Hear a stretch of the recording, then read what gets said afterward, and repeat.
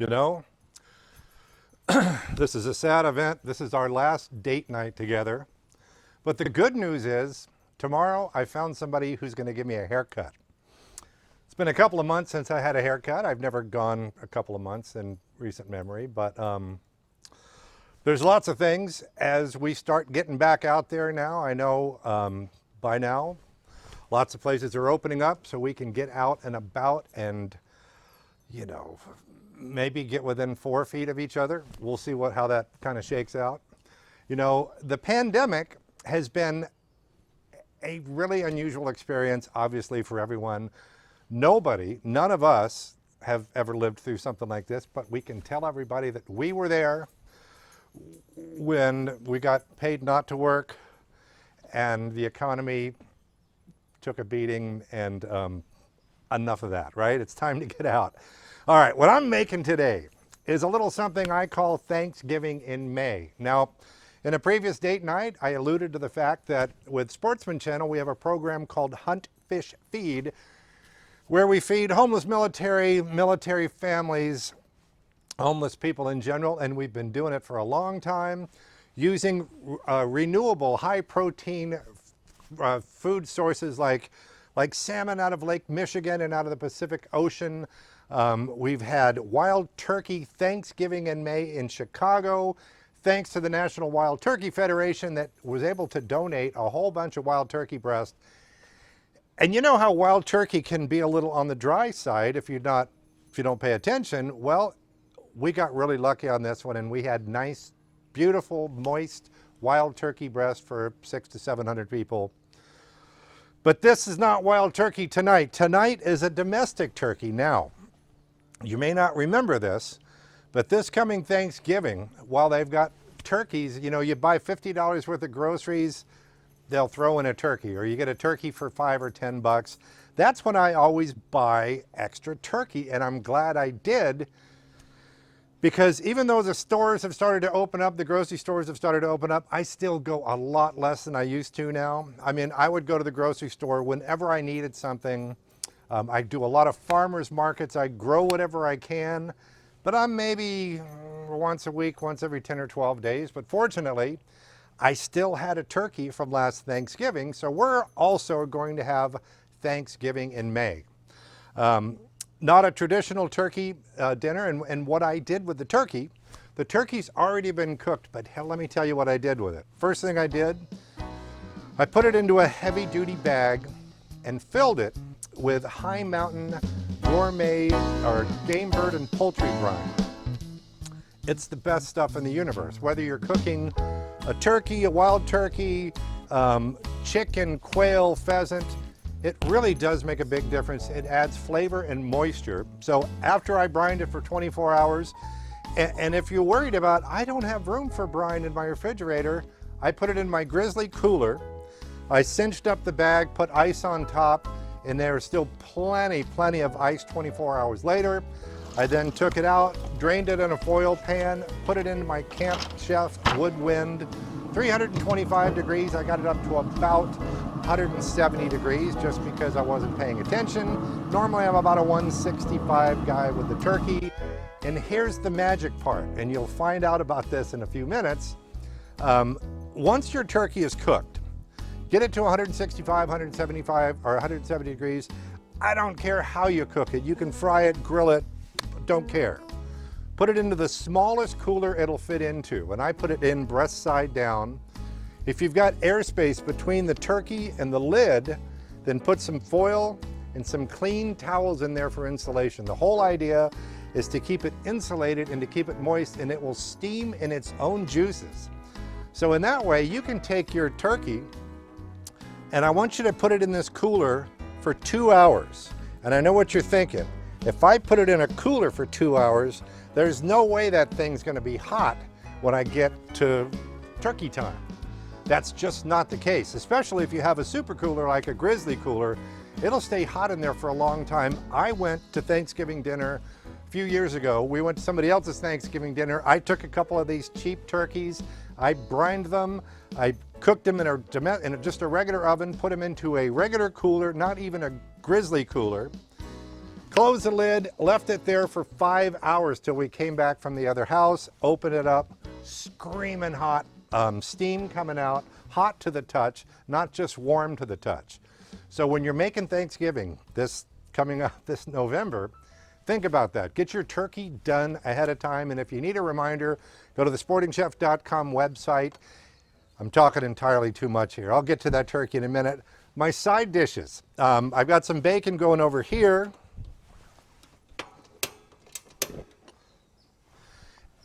And I'm going to do kind of a green bean thing. You know, the green bean mushroom soup thing? I can't get myself to do that. I'm the anti-mushroom soup guy anyway. So I found some canned green beans. Now, again, much like the evaporated milk that I had in one of the earlier date nights, I don't know where these things came from. As a matter of fact, there are two different kinds of green beans. My guess is this is something my wife bought when I wasn't around. I've got the regular, no salt added, cut green beans, and the French style green beans. These are imported probably. Got a little bacon in there, a little carrot, and I'm just gonna get this. Obviously, I'm not gonna need to cook these green beans very long, but what I do have to go on top of them, I've got some smoked quail breasts. I had a job where I had too many smoked quail breasts, so rather than throwing them away, I thought it would be best to take them home, and I'm glad I did. So, all right, over here, I've got the carrots and the bacon, and I'll get the green beans going here. The other thing I'm gonna make, it's a cauliflower puree. Now, cauliflower is kind of a big deal. Cauliflower might be taking over kale as the annoying vegetable of the year, but we eat a lot of cauliflower. And I've got to start eating more cauliflower because being home for a couple of months, I'm fat, and I want to be less fat so that when you see me back on the Sporting Chef show again, I'll be less fat. It's good to have a goal, right? All right, so I'm going to make a cauliflower puree. That's just going to go right into here in the boiling water. I'm going to put a little jalapeno in there. I had some fresh thyme from the garden, and I want this cauliflower to be soft, soft, soft. I'm going to put a little salt in there. All right, got that started. Let me tidy up. Give me 3 seconds. Okay, so I moved the cauliflower indoors because I should have started it earlier so we don't have to sit around and watch cauliflower doing its thing. Over here I've got the bacon and the carrots, green beans, regular green beans, and the French style green beans. How to make canned green beans better? Always better with bacon. I'm going to warm up these quail. So these are quail breasts, and they were brined and smoked. Got a little seasoning on it. Again, I'm glad I saved them. I've actually got a few more. I'll just warm those up there and turn that into something that kind of looks like a casserole. Let me put a lid on that. Just to warm it up a little bit. Okay, so maybe it doesn't fit quite right. You know how that works. Okay, why have I not made a drink yet? It's date night, right? Easy one. Now this comes from a friend of mine, Jeff, who has created the El Jefe, he calls this. And he makes the El Jefe with Tito's, but I'm making mine with drop tine vodka. And as I've mentioned before, the drop tine guys are cool. They're very tied into our people, what we do. Drop tine vodka. I still don't have any regular club soda, but I have some grapefruit club soda, so I want you to pretend that's regular club soda. I wouldn't normally use diet cranberry, but this is my wife's, so don't tell Janelle. I'm using her diet cranberry, and a little fresh lime on there.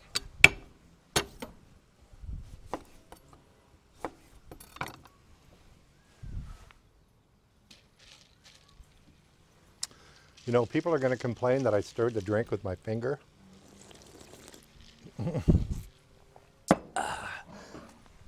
Kind of thinking maybe I need to make this a tradition on the other show, on the Sporting Chef show, and drink vodka the whole time. Good idea, bad idea. All right, this is close. Let me show you my turkey. Make a little room here. This is cheese that's going to go into the cauliflower. We make a little room here. This is fresh thyme. Clean this mess up. I'm going to walk over here and then I'm going to walk right back here. So stay right here. Yep, this is my turkey. So imagine this summer, you're going to some friends' houses, close friends, you've washed your hands, you've boiled your whatever it is you have to do, and you say, I've got some pheasants I'm going to bring over. I'm going to bring over some chicken, or I'm going to bring over some quail. You pack it tightly into a cooler. This turkey has been in here, and this is not a good cooler. I would generally use a better insulated cooler than this, but there's steam coming out, and this has been in here for roughly 3 hours. So figure, I had the foil on there. This turkey is still screaming hot. What happens a lot of times when you go to pull it up by the legs come off in your hand because it's that tender. That is not something that I manufactured for TV. It's crazy. That's the biggest problem with these turkeys, is they're so very tender. Now, people don't believe that it'll stay warm this long in a cooler, but it is hot and it is moist. And tell you, when you go to carve a turkey, rather than slicing it that way on the turkey itself, you want to take both breast fillets off. So again, this was brined, then it was packed into the cooler, and that it's still really hot. All right, I'm going to put this on a platter. Okay, so in that blink of an eye, I've got the turkey cut up over here. I didn't think about gravy. I should have thought about gravy, my bad. So make gravy with yours. This is my quail surprise. I've got my green bean casserole. There's some goat cheese, just because I'm kind of getting down to it on the cheese. Over here, let me show you. This is the cauliflower puree. After you boil it, you want to drain it really good. The problem, if you've ever made a cauliflower puree or a cauliflower anything and it's too watery, you didn't drain it enough. You got to drain it. Then I've got a little butter in there. This is whatever cheese I happen to find. I've got some Parmesan. There's some cheddar in there. And there's even a little cheese curd left over that I didn't know it was there. Michelle, I'm sorry. Had I known that the cheese curds were still there, I would have eaten them a long time ago, because anybody in Wisconsin or Minnesota knows that you got to eat your cheese curds when they're fresh, right? All right, a little salt and pepper in here. This is Togodashi pepper. Just think of it as regular old pepper. This is the fresh thyme from the garden. Now, you know, this being our last date night, you know, we're just like being at home. I'm used to being gone a lot, and so my wife and I are seeing a lot more of each other than we usually do. And I think the secret to our 35-year marital success is the fact that how can you miss me if I don't go away? There's some jalapeno because I like it. If you don't like jalapeno, if you don't like it spicy, then don't add the jalapeno.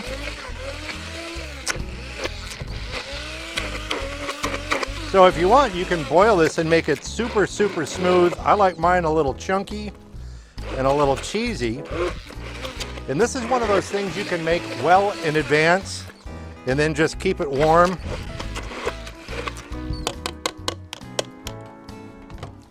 All right.